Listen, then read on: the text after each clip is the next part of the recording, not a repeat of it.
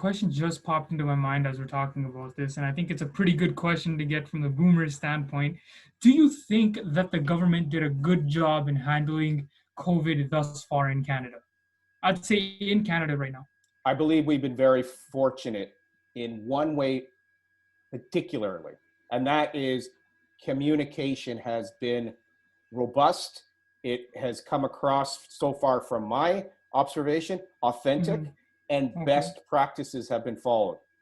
And I think Yeah. we're fortunate because we have seen our friends or leaders from down south show what not to do.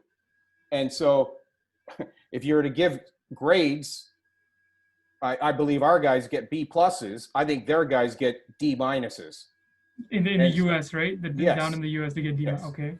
Okay. And Yeah. so Interesting. when I hear a lot of, like, again, this is my bias, America number one, because that's what I've experienced so often in my journey, traveling, working, and being in the fields that I've been into. There is a component that I'm proud to be a Canadian. Yeah. You know, I'm going to disagree with your take on this, all right? Sure. And I'm gonna call bullshit. And the reason why is because I think the government could have done a way better job in terms of handling COVID. I think if there was certain decisions that had been made in the past, it could have alleviated potentially more people who have caught the virus and more people who have died.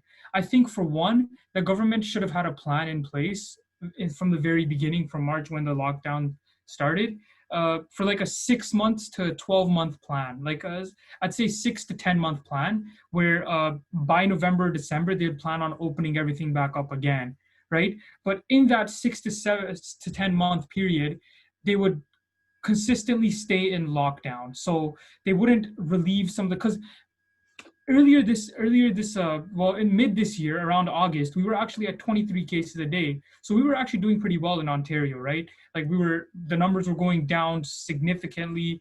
We were looking at some of the lowest rates of COVID-19 per day, and we were experiencing like 0 deaths a day as well, right? So it was going really, really well. However, the government went to the stage 2 or 3 and then started opening things back up again, right? And that's when numbers started to go up again. So now they've climbed to like 2,000 and stuff. So they're hitting peaks right now, right?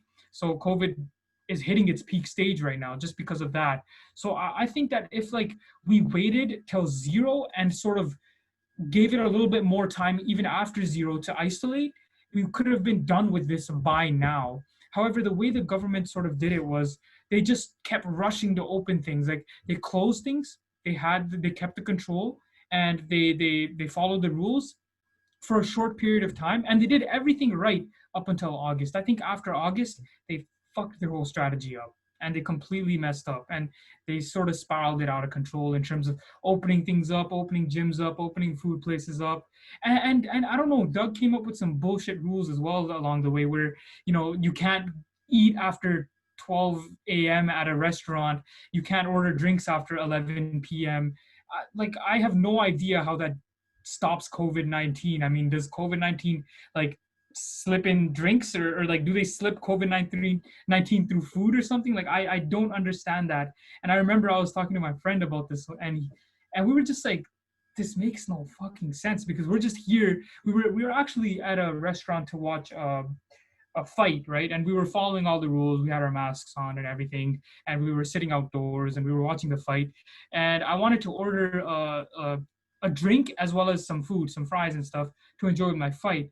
However, they said they closed down their kitchen at 11 p.m. and then the fight didn't actually start. So it was 12 p.m. now, and they had a curfew to close at 12 p.m. So me and my friend had to rush home, right? Because we couldn't watch the fight now, and we were gonna miss it because we got kicked out of this restaurant.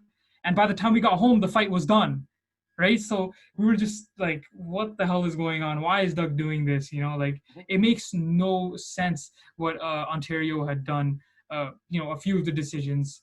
And so I guess personally, my score, I would say that we get a C minus, because we could have done better. There are a few areas where we did do well.